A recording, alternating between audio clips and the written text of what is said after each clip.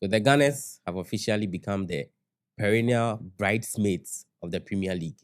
It remains to be seen if that will be halted in the upcoming season. Preseason is over. Honeymoon is over. The Premier League is just around the horizon. I've got my guys here in the studio this evening. We want to preview some of the games in Matchday 1 in the English Premier League.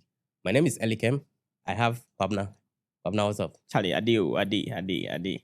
And a first timer on the show, Starboy, another Starboy, Nana Kwame. I beg. Make a tone now. I beg. Starboy be too much. I Okay. beg. So, low key Starboy. Nana Kwame, welcome to the show. Oh, thank you. It's a pleasure to be here, and Great. a heartfelt greetings to all loyal subscribers, viewers, and the community at large. Absolutely. So, guys, before we zoom in straight into action and look at some of the games, briefly, your snap thoughts. I want you to tell me how the preseason has fared for you, especially as far as the top clubs in the Premier League is concerned. Who has impressed you Who has impressed me? in preseason? Oh, Chelsea. Chelsea? Yeah, Chelsea has really impressed me in preseason.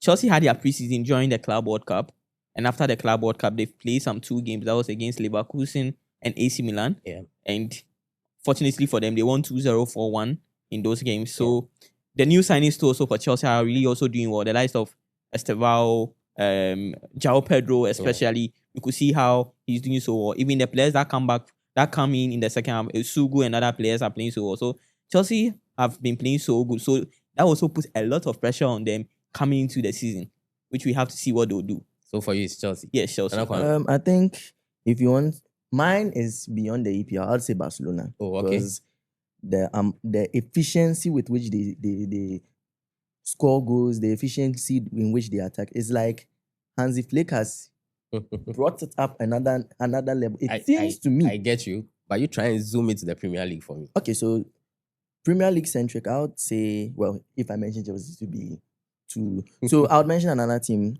Tottenham. Yeah, you've been impressed with Tottenham. Especially with how their game against Arsenal, they got their goal. Yeah. Fortuitously, it must be said, it was from Absolutely. how many yard, 40 yard, 50 yard, Yeah. long lob over David Raya. But how they managed the game, fine. Arsenal were a bit blunt in attack, but how they managed the game in the second half. And the preseason in general, quite well, especially the game in South Korea against Newcastle was quite emotional. The only downside was the 4-0 against Bayern Munich at the Allianz Arena, which I wouldn't even blame them too much. I'm sure their attention was fixed on the Super Cup, which at the time of writing will probably be in progress. So I would not blame them too much on that. And besides, Bayern is a whole different team altogether, attacking wise and all of that. So even though their coach to me is not that good, so would give them the credit. Tottenham. All right. So there are lots of games coming up this weekend. Pick among the lots is at Old Trafford, where Ruben Amorim's Manchester United will welcome Mikel Arteta's Arsenal. Let me start with you, Pabna. Of course, we can't do this without talking about this game. Is it time, finally, for Arsenal and Mikel Arteta to say I do? They've been bridesmaid, like I said, for the past 3 years, placing second. Bridesmaid, they say second now. But is it finally time to say, yes, I do? There is a lot of pressure on Arsenal right now. I don't want to be in the shoes of Arteta because of how he has, the fans are really on his neck, and even the Against Supporters Union, ASU, are really on his neck about how he's playing. In his past 7 seasons for Arsenal, he has won the FA Cup and 2 Community Shield. And Arsenal fans want to see the Premier League. They want to see at least a major trophy in their stake. So there's a lot of pressure. And they not being so good, they are meeting a rejuvenated Manchester United side. A side that have bought Mbeumo, Cunha, and Sesko. Yeah. And those 3 players are very good players that are really going to disturb you a lot in attack. So I'm sure Arsenal will be just... Arteta right now will just be sitting there and be getting so confused on how I have to do things. Because, first of all, you also be playing the game at Old Trafford. You're not playing the game at Emirates Stadium so that maybe you can get comfortable. But you're playing at Old Trafford, which the fans will only be on their neck.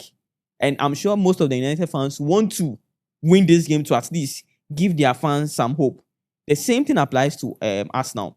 And with Arsenal, we see the likes of Zubimendi playing, and now we've noticed that Arteta plays more of double pivots. So we see more of Zubimendi, Declan Rice playing as a double pivot. We see Odegaard playing as a number 10. We see a Martinelli, Saka, and Victor Gyökeres. This will be one of his biggest games he has ever played in his career. Absolutely. I'm not sure the games that he played in Portugal is not as big as this game. Yeah. So this will be one of his biggest games that he will play in his career. And there will be a lot of pressure on him, especially when he was even playing the preseason game and he played at 1 or 2 games and he wasn't even having the goals. A lot of fans were really on their neck. So this is a big game, which I expect a lot of action and a lot of fun from it. And Kwame, all things being equal, okay, these two clubs will parade, give or take, about 292 million euros in terms of attack alone. So clearly, it means these are two clubs that mean business. These are two clubs with a lot of signal of intent. For you and where you are sitting, where do you see this game going? For me, well, let me speak to the points that you said, the attacking. Yeah. On the Arsenal side, it's the cherry on top. Arsenal fans and football observers have been crying that Arsenal need a striker, and they finally got one in Victor Gyökeres, which is basically like when you're building the house and you have installed the roof on top of the structure. Yeah. On the other hand, Man United, Šeško, Mbemu, Cunha, all scored 47, 48 goals. Last season. Yeah. You know how many goals United as a team scored in the league? How many did they score? 44. So wait, Nana Kwame. You are trying to say that Mbeumo and Cunha alone, their goal tally surpassed the whole of Manchester United team. So that should tell you how bad United were last season. And to add insult to injury, Šeško played 34 games because the Bundesliga is 18 teams. Yeah. And to even add, BBN Gold Stars won the Ghana Premier League. Mm-hmm. I'm not sure that there will be much difference between the number of goals BBN Gold Stars scored during the past season and the number of goals Man United scored in the Premier League. Yes. The United fans, the way they hit up, BBN Gold Stars. Yes, BBN Gold Stars. It is fact. The truth is not meant to impress. To sugarcoat. Yes. Whether it pierces your heart or it's and not the truth has It's no always conscience. one. That's the thing. Simple. So, and in fact, it's now in their favor. So Sure. to address the problem, where this game is likely to be won and lost, I think Arsenal stands as favorites. Despite the fact that they have only won 2 games in the last 18 years at Old Trafford. Sure. 18 years, you only win 2 matches there. So Arteta would be looking to correct that negative stat a little bit and start on a high. Because remember, after this game, you have Liverpool, you have Newcastle, and I think Man City also in the first 7 games. Yeah. So if you don't win this one, you're already playing catch up. Absolutely. And everybody is like, you want to win the league. You have to win the league because, like you said, second, bridesmaid. Otherwise, word on the streets is that otherwise, people's hunch is that if Arteta was in the Bible, he would be John the Baptist. Hey, Charlie. You're not coming. This evening, feel like in a joke. Yes. I beg, repeat that line. Give me. If people say that if Arteta was in the Bible, he will be what? Uncle Bear John the Baptist. You know how John the Baptist, when he appeared, people were like, he's the Messiah, he's the Messiah. And he himself said he is not the one. That is how it is. So, on that Messiah note, who do you think will win it? Who do you think? Arsenal stands as favorites. So I'm tilting slightly towards them. However, seeing that it's Old Trafford and I've already stated the negative record Arsenal have, I won't be surprised if it ends in a draw. Because last season, the corresponding fixture ended in a draw. Even so, Arsenal were quite close to losing. Had Declan Rice not popped up to get that goal in 75 minutes to rescue that point, who knows, maybe Man United would have won. So I'll tip Arsenal to win because they're more settled and because Man United's midfield is still bad because they're depending on old man Casemiro and Ugarte, who treats the ball as if it's some bomb. He gets the ball and he's panicking like, come on. Now, look, let me come to you.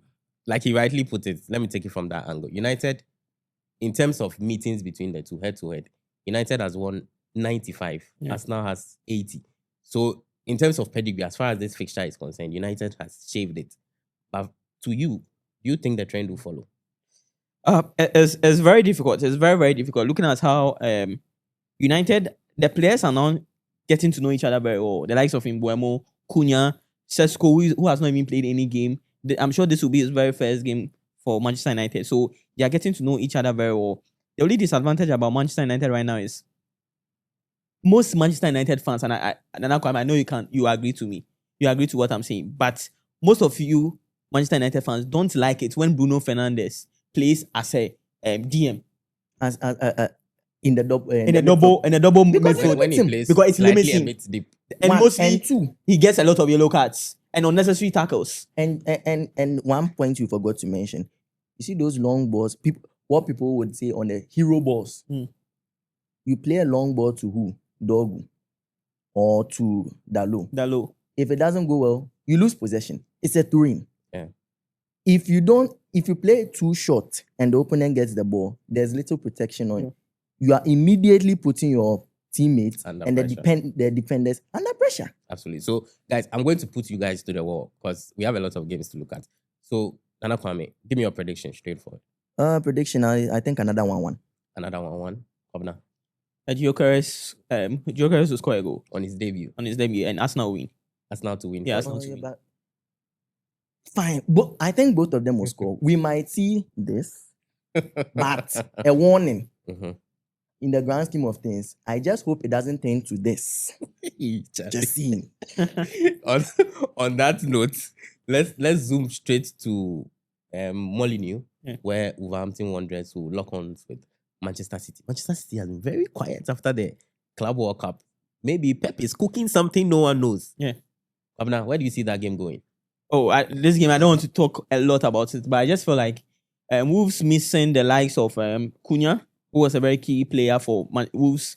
How City played against Palermo. They lost Nelson Semedo as well. Yes. And how they played against, what's the name? Palermo in their preseason. That's Manchester City. They played so well. And I'll not be surprised City might even score about 3 or 4 goals in this game because City are playing so well. Like, they are doing something secretly that people are not seeing. So Wolves will be like a team that would not disturb Manchester City. So it's a straight win for City. Nana Kwame. Yeah, you mentioned. You want to touch on it? Yeah, you mentioned that they lost Cunha. Yeah. But you forgot to mention the one that is now at City. I knew it. I know it. Yeah, yeah. they lost. I know it. So, too. Yeah. Mhm. Yeah, okay. So, Club World Cup champions. For Chelsea, they're not going to make we go here. They said they are the champions of the universe. It remains to be seen. Chai, camera, I beg.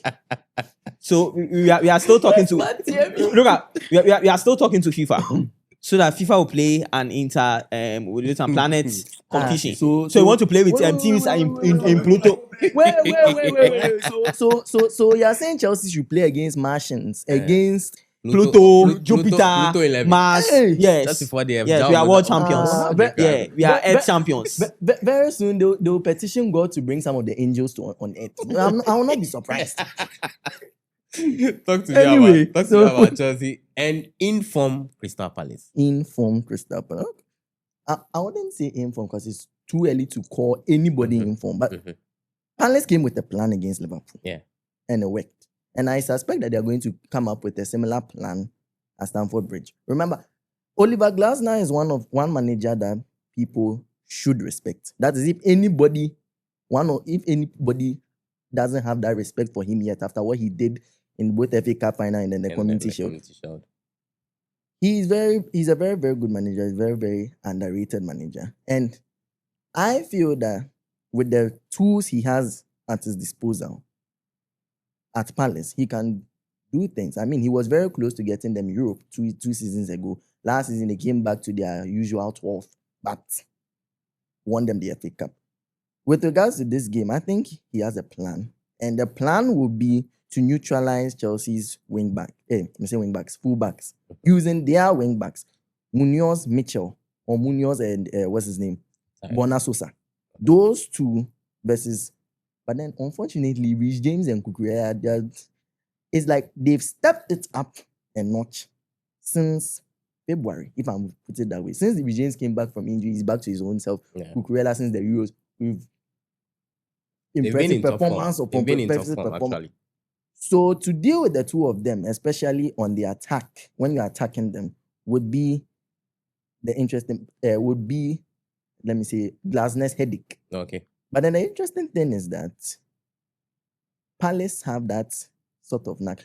Wharton has tended, well, we knew he was that good when it comes to distributing the ball, passing the ball, and not really, how let me say it, being that sort of flair kind of, dare I say, is a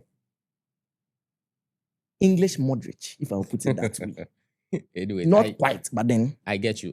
But you see, they've been very impressive. Looking at their form from last season, carrying on onto this. onto this. Chelsea season, themselves have been super, I'm Yeah. pushing you to the wall once again. Where do you see that game going? Where do I see that In terms game of going? prediction. Chelsea have so much attack. Like So you see Chelsea it is. winning. I think it's to be too much for Palace to handle, especially if the two wing backs move too far forward and the counter attack happens. I mean, Neto, you got Kupama, you got Pedro, Joao Pedro in there, and they can easily call on what's the name? American Madwiki. But Reke is now with us now. And So, they can call for you, Esteban and for you, the Too- firepower is just too much for. I Crystal think it Palace will be to too much for handle. But Palace. then you So see 3-1 winning. Chelsea. Now, Newcastle have been abysmal in the transfer window. Even in preseason, there's a whole lot of question marks about Alexander Isak and whether or not he will start the season with them. They played their first game against Aston Villa. Talk to me about that game. Before the Aston Villa game, before the Newcastle, I just want to touch something in just 10 seconds. To stop Chelsea, if Crystal Palace is listening, to stop Chelsea, you just need to make sure Reece James and Cucurella doesn't get their play. If they don't get much of the ball, you win. If Cucurella gets into his best and gets most of the ball and comes wide, that will be doomed for Crystal So Palace. that's a piece of advice for you, Oliver Glasner. And also for the Newcastle game, I feel like this game will be very difficult for Newcastle because right now, you don't know Newcastle's number 9. Imagine they playing Anthony Gordon as a number 9, which we know Anthony Gordon is not a number 9. And in all their preseason games Newcastle played, they didn't even win one. And that should tell you there's a lot of pressure on them. Aston Villa going into this game, won their last preseason game against Villarreal. And that should tell you that at least when you watch Aston Villa's game, you're seeing something different. You're seeing something that is really helping. I'm sure now Newcastle wants to sign Jacob Ramsey of Aston Villa. I think at the time of recording, I think it's advanced talk. Yes. So it might be here we go probably. Yeah, so let's see if they get him. Maybe that might help them. But still, they still need a number 9 because as Anthony Gordon playing as a number 9 doesn't help Newcastle a lot. It prevents them from even using a lot of the wing side, which is not good. So I just feel like this is a game Aston Villa will win. It's an easy win for Aston Villa. So, briefly, defending champions, Liverpool, they kick off at Anfield against Bournemouth. Where do you see that one going? Wow. Briefly for me. I'm sure a lot of Liverpool fans want to win their first game of the season. And as defending champions, I also want to see the defending champions also win their first game of the season. They're also playing at Anfield. Straight win for Liverpool. Bournemouth will not even get a chance because the likes of Kekes is out. He's no more with Bournemouth. And Bournemouth have lost some few players. So Liverpool 3-0 win. I Short think, prediction for you too. Before like 5-10 seconds, that Isak situation, I think it's going to destabilize if care is not taken, might destabilize Newcastle's season. And I won't be surprised if this time next year Eddie Howe is not Newcastle manager because of this. I will not be surprised. Touching on the Liverpool game, I agree with Marfo because Bournemouth have lost Kekes. They've lost Zabani. They've lost what's his name? Kepa. Yeah. That's like 70-80%, 75-80% of your entire backline. Line, yeah. And it will take some time before they before the new look back line becomes, used to themselves and they play up to that standard. Unfortunately for them, they're going up against Liverpool at Anfield. I'll be really shocked if Bournemouth even gets a draw in there. Liverpool straight win. Anyways, thanks guys for passing through. As always, it's one thing is for sure. Look, guys, this season promises to be a very enthralling one. If what went on last season is anything to go by, then brace yourselves because what we have in the upcoming season will surely be a roller coaster ride. Thanks, guys, once again for coming through. As always, you can always engage us in our comment section and don't forget to subscribe and share with your colleagues as well. Be good. friends, family, everyone. Just share with everyone and tell them to subscribe. Subscribe to the channel. We'll be glad to have you guys once again. Until then, take care of yourselves and be good.